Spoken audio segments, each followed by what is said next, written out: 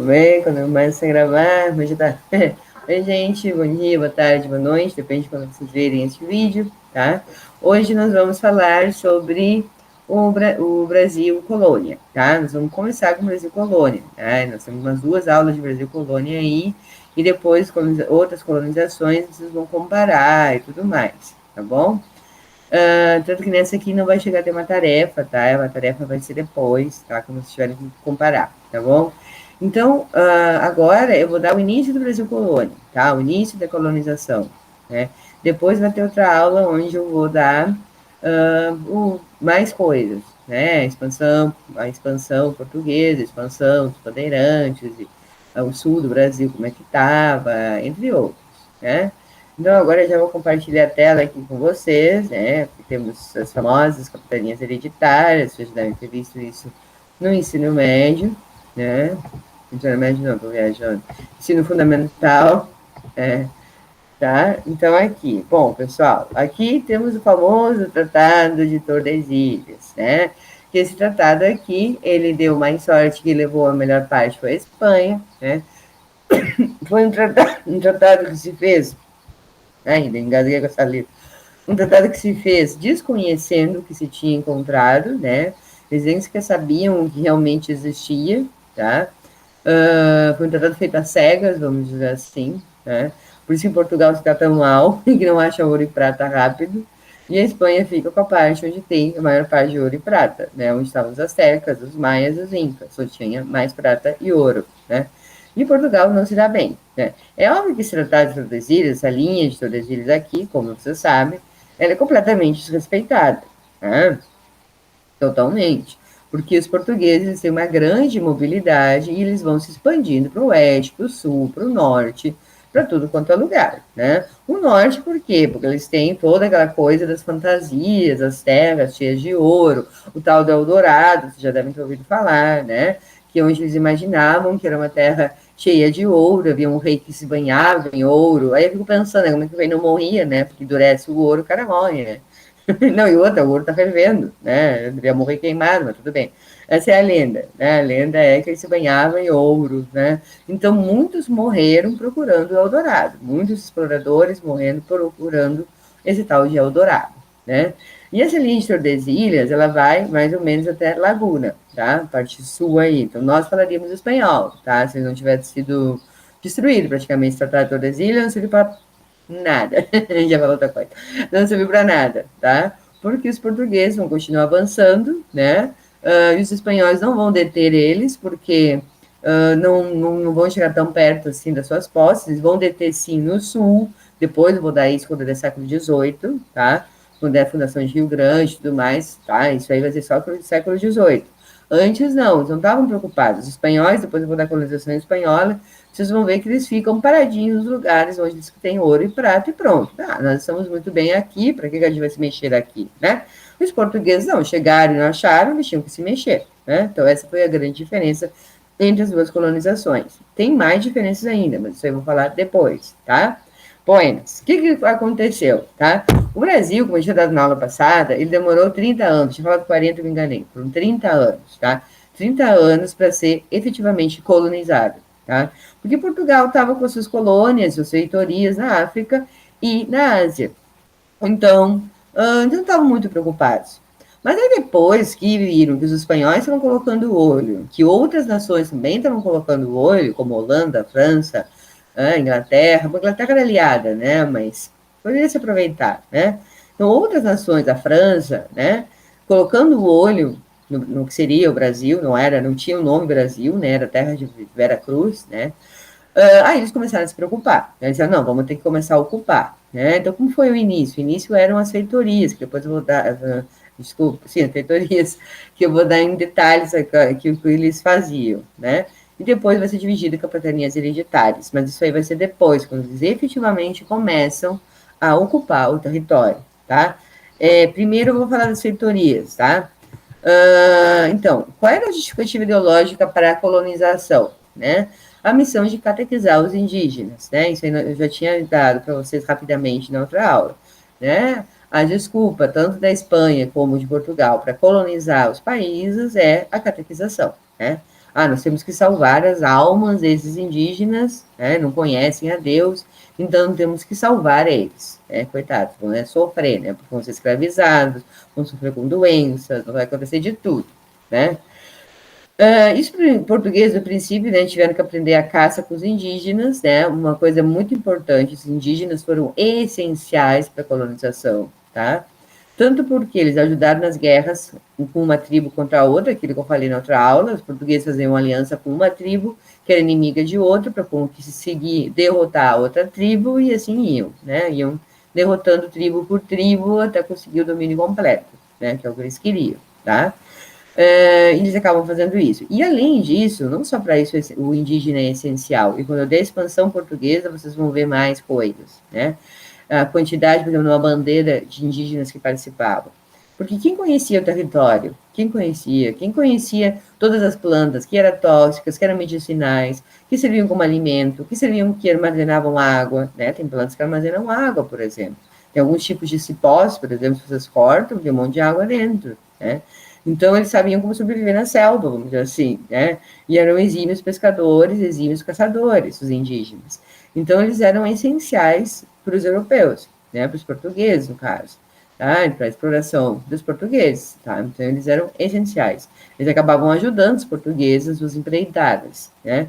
Porque isso que eles faziam, eles faziam amizade com uma determinada tribo, e aí eles ajudavam, né, em tudo, e recebiam algumas coisas de troca, que depois eu vou colocar aqui. O escambo, né, que era o pau-brasil, né?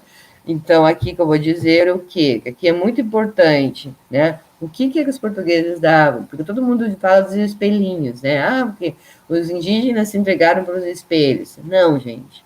Eles, os indígenas, né, recebiam, eles trabalhavam de boa vontade, né, para os portugueses, eles extraíam o pau-brasil para os portugueses, né? O Brasil, como já devem saber, serve para fazer uma tinta vermelha, muito importante, cara, né? Então, eles trabalhavam extraindo o pau-brasil e recebiam coisas em troca. E não são só espelhos, né? São coisas que são extremamente importantes e úteis, né, para o dia a dia do indígena. Como o quê? Faca, cunhas de ferro, né, que serve para escavar terra e outras coisas, machados, pinças, alfinetes, tesouras, roupas e os espelhos, né? Não fica de fora. E as miçangas também, que eles gostavam muito para se adornar e tudo mais, né? Mas olha só a utilidade, faca, machado, tudo isso eles usavam para quê, né? Cortar coisa da selva, para extrair planta, para poder macerar melhor a mandioca e coisas assim, né? Então, é muito útil, né? Outra coisa muito importante é a diferença como viam a sua relação com a natureza, né? O indígena, até hoje, né, ele se vê extremamente integrado com a natureza, ele se vê parte da natureza, ele tem que dar para a natureza, respeitar a natureza, para poder continuar vivendo, senão a natureza se nega a dar. E os portugueses, e até hoje se tem essa mentalidade no Ocidente, se acha que a natureza está para nos servir, né?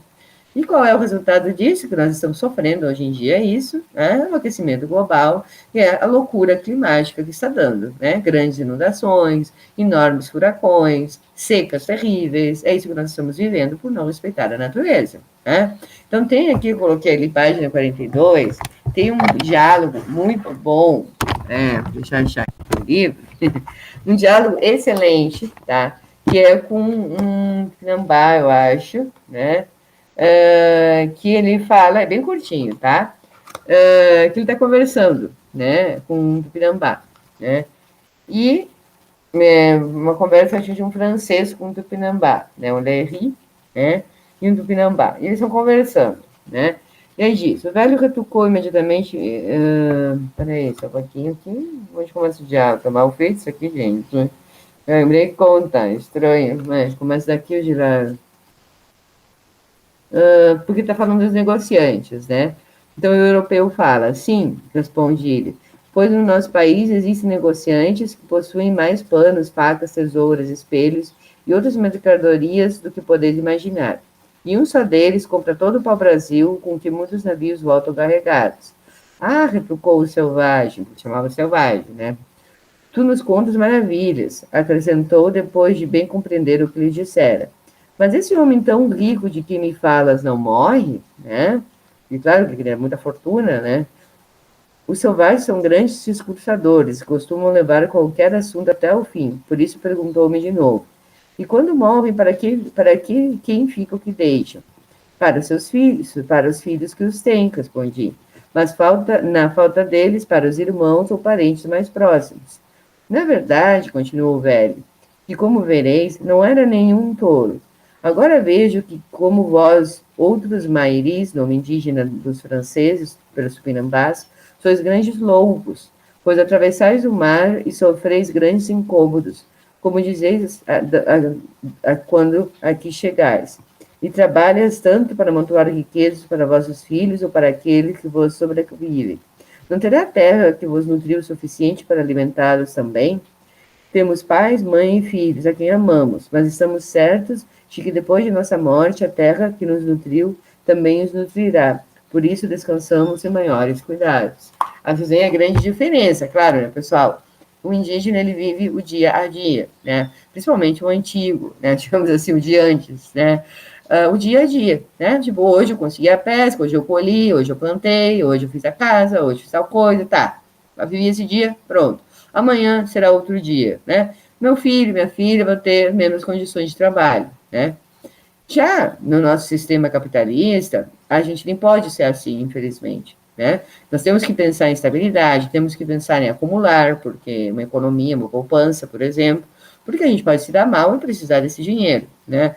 Mas é interessante essa diferença de ponto de vista, né? O Tupinambá achava maluco o que os europeus faziam, né? No caso, estava conversando com um francês, né?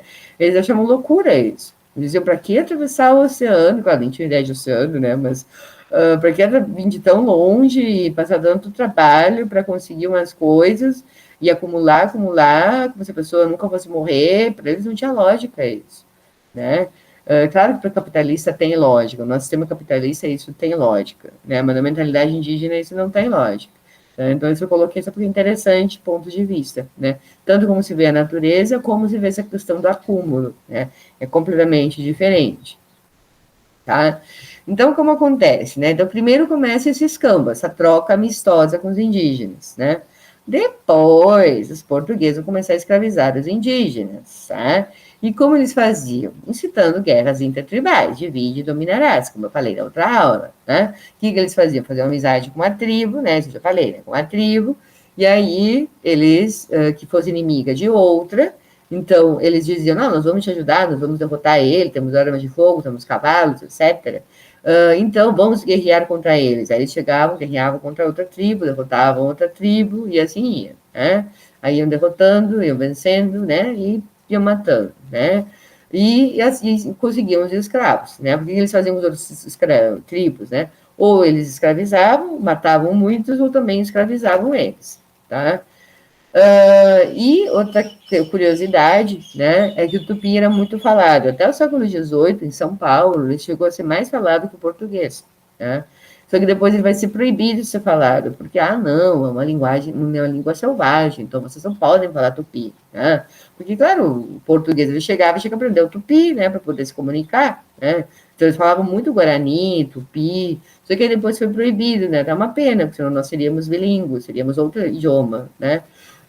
Nós não falamos, por exemplo, no Paraguai, né, o pessoal fala Guarani, né, todo mundo sabe o Guarani no Paraguai, né, porque eles mantiveram essa questão de a convivência com o Guarani e aprender o Guarani, né, tanto que eu sempre ouço falar, né, que até no futebol, no campo de futebol, os jogadores se falam entre si, os paraguaios, em Guarani, para ninguém entender o que eles estão falando, né, é uma boa tática, tá? Então, só uma curiosidade, né? A questão dos indígenas, né? Como eles se dividiam as tarefas. O português adorava dizer que indígena era preguiçoso. E essa expressão não, esse preconceito vem até hoje em dia, tá? Por quê? Porque o ritmo indígena é outro, né? E eles não se adaptaram ao ritmo do português trabalhar, né? O ritmo indígena é assim, é fazer o que tem que fazer e pronto, descansei, entendeu? Vou fazer outra coisa, vou me divertir, vou relaxar, vou aproveitar meus filhos, vou aproveitar a família, sei lá, vou me divertir, né? Já o português já era aquele proto-capitalismo já do século XVI, né? Tinha que trabalhar da manhã à noite e só descansar à noite e pronto. O indígena não se adapta a isso. Mas olha essa quantidade de coisas que tem para fazer, né? Os homens caçavam, pescavam, cortavam lenha, combatiam, construíam canoas, cabanas, limpavam o terreno para o plantio, tá? Isso as tribos que plantavam, claro, que não plantavam não tinha essa parte de trabalho. As mulheres plantavam, colhiam, né? Isso as tribos que plantavam, né? Outras não plantavam nada. Preparavam os alimentos, fiavam, teciam, faziam cestos e potes de barro, coletavam frutos e cuidavam das crianças. Ou seja, eu acho que a mulher tinha mais trabalho que o homem até, é mais coisa, porque cuidar de criança não é mole não, né?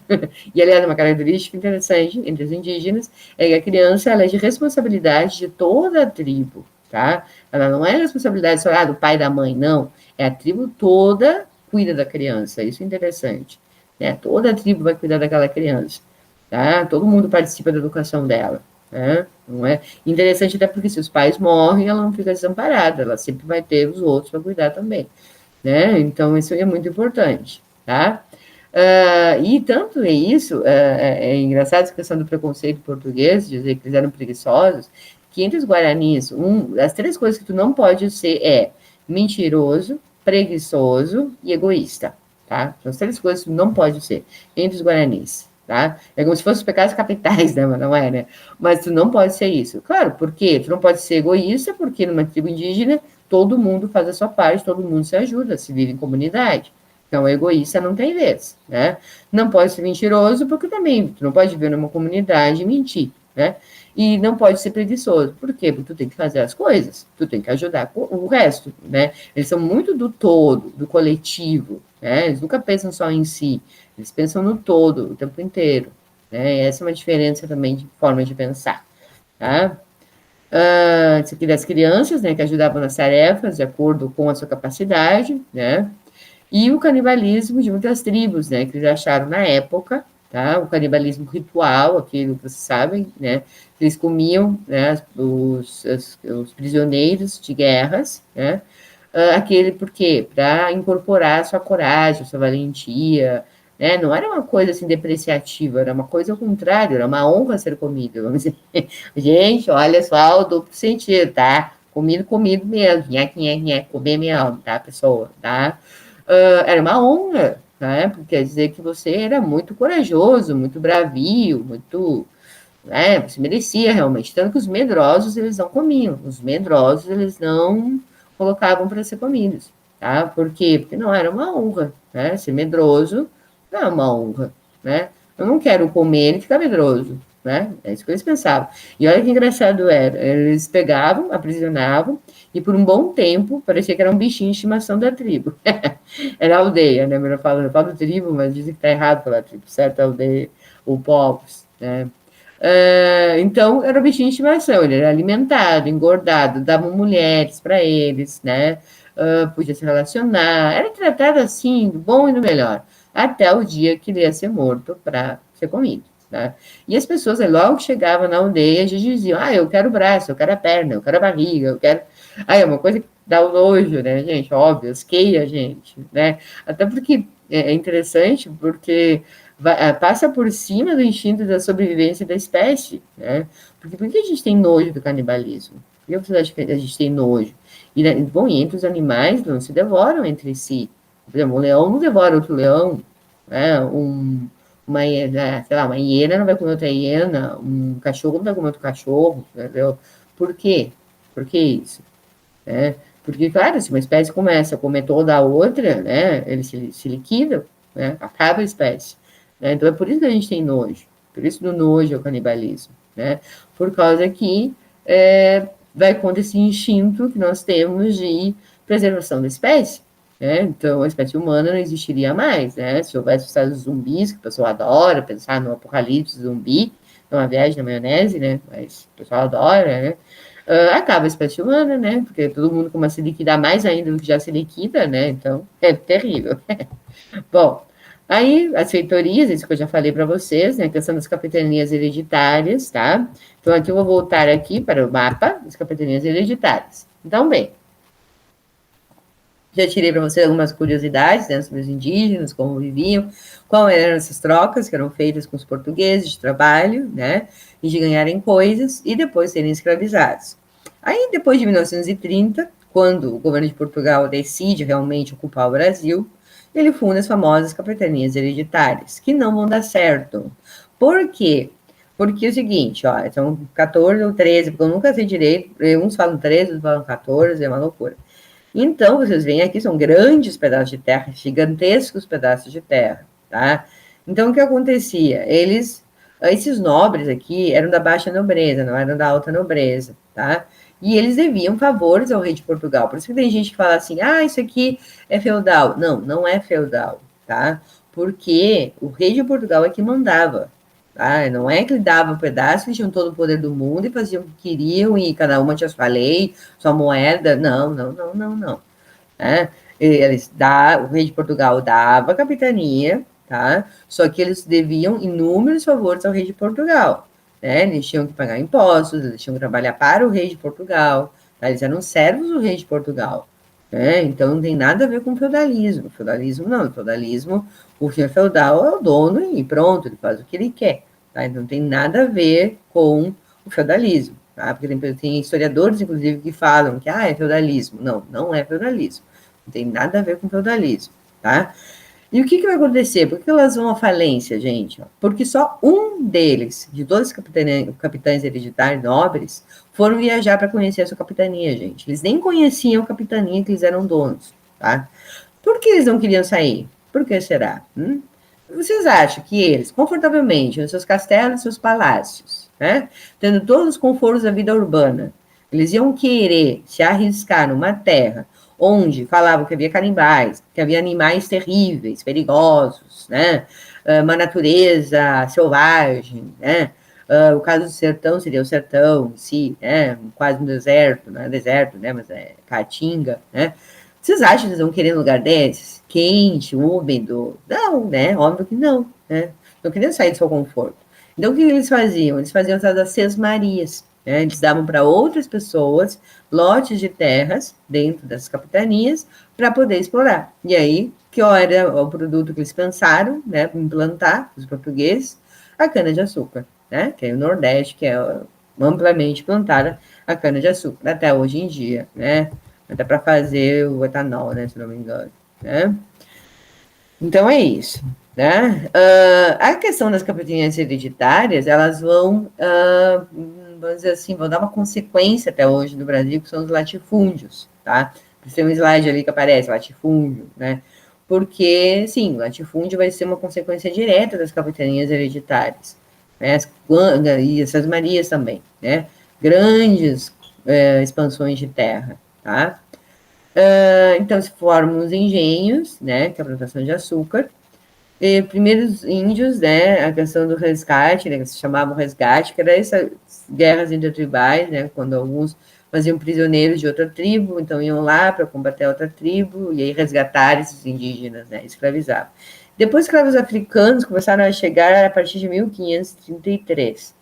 Desde o século XV, os portugueses conseguiam escravos em troca de cavalos e armas, como no reino de Benin, né? Então, a escravidão já era algo muito feito, muito utilizado por Portugal, né?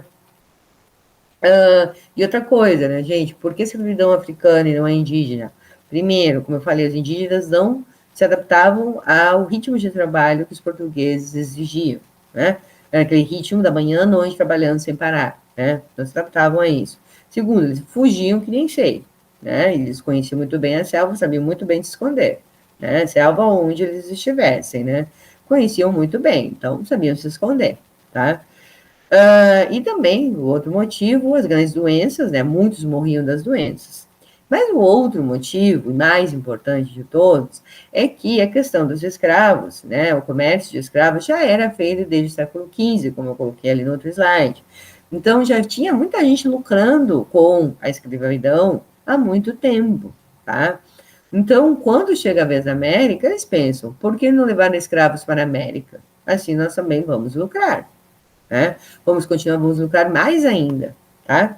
Então, esses traficantes de escravos vão decidir também, o rei, né, inclusive, vai dizer, vamos levar escravos africanos para a América, né? Para enriquecer essas pessoas que já escravizavam pessoas, tá?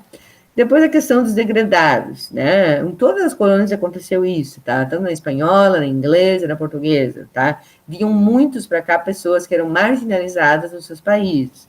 Judeus, os convertidos, prostitutas, ladrões, de tudo, tá? Bandidos, de tudo, tá? Vinham para cá, né?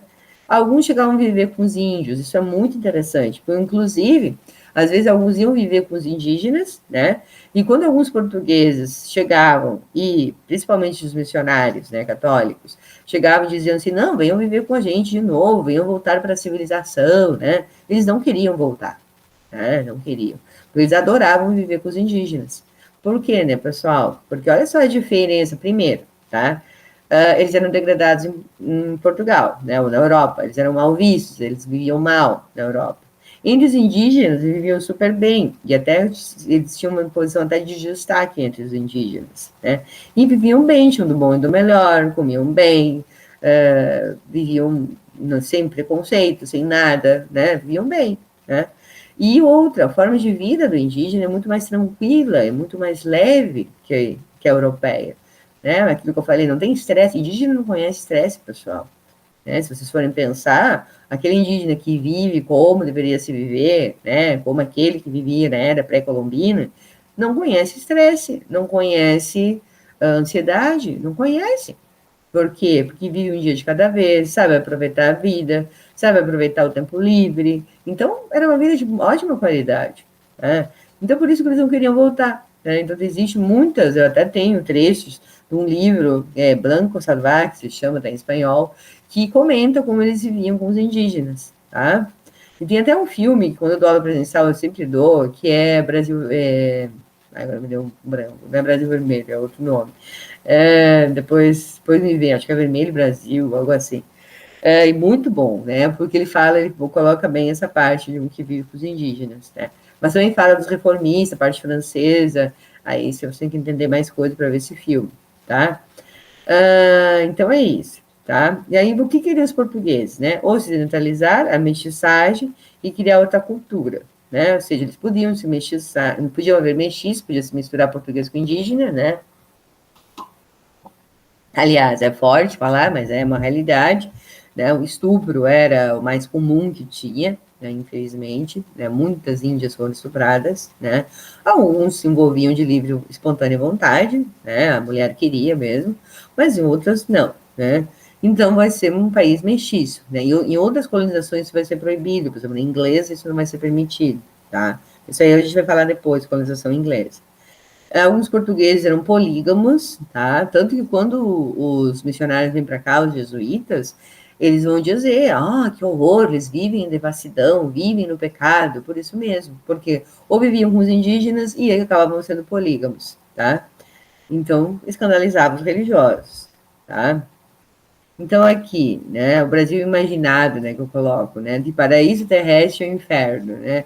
Porque, por um lado, eles vão conhecer o Brasil, então, as exuberantes florestas, o que eles iriam encontrar, sonhavam encontrar o Eldorado, né, que era ouro, muito ouro, né? E o inferno, que é a questão deles passarem trabalho com calor, com os insetos, com os animais perigosos, com tudo isso, né? Em monstros no imaginário europeu, né, e no imaginário indígena também, né, que é cheio de curupira, de outros, tá? Eu coloco essa curiosidade porque o Amazonas tem esse nome, né, porque a Amazona era aquelas mulheres guerreiras, tá, da mitologia grega, né, então colocaram esse nome Amazonas, né, no Rio, né, porque achariam que elas viveriam ali também, tá? Bom, eles classificavam os índios entre mansos e bravos. Claro, quem eram os mansos, né? Aqueles que aceitavam trabalhar à vontade para os portugueses. E os bravos eram aqueles quais que não que se rebelavam, né? Que não queriam estar trabalhando para os portugueses, estavam se sentindo invadidos, incomodados e não queriam saber de português do seu território. Né? E aí guerreavam contra os portugueses. Por isso só eles eram chamados de bravos. Tá? Estavam no seu direito, né? Não estavam a pedir aos portugueses suas terras e pronto. Tá? Aquela questão que eu falei da conhecimentos indígenas, né? A sua liberdade da agricultura. Aqui eu já falo presente, mas como vocês já fizeram trabalho, não precisa, né, falar muito disso aqui. Né? Os índios não somente são usados bandeiras, né, mas também para combater nações inimigas, eu já falei, tá? e eles vão ser usados diversos afazeres, né, até o século XVII, quando começam revoltas, tá? E aí tem os franceses, que no século, bem aí, do século XVI, eles tentam inaugurar, né, no Rio de Janeiro, no atual Rio de Janeiro, a França Antártica, só que não vão conseguir. E eles vão fazer amizade com outros grupos indígenas que são inimigos dos grupos indígenas que os portugueses eram amigos, tá? Para poderem ter confronto, tá? Não vão conseguir, né? Os franceses não vão conseguir, porque os portugueses vão expulsar, né, os franceses do Brasil, tá? Tenho que me lembrar o nome do filme. Esse filme vocês acham no YouTube, vocês acham? Acho que é Brasil Vermelho, se eu não me engano, é Brasil Vermelho.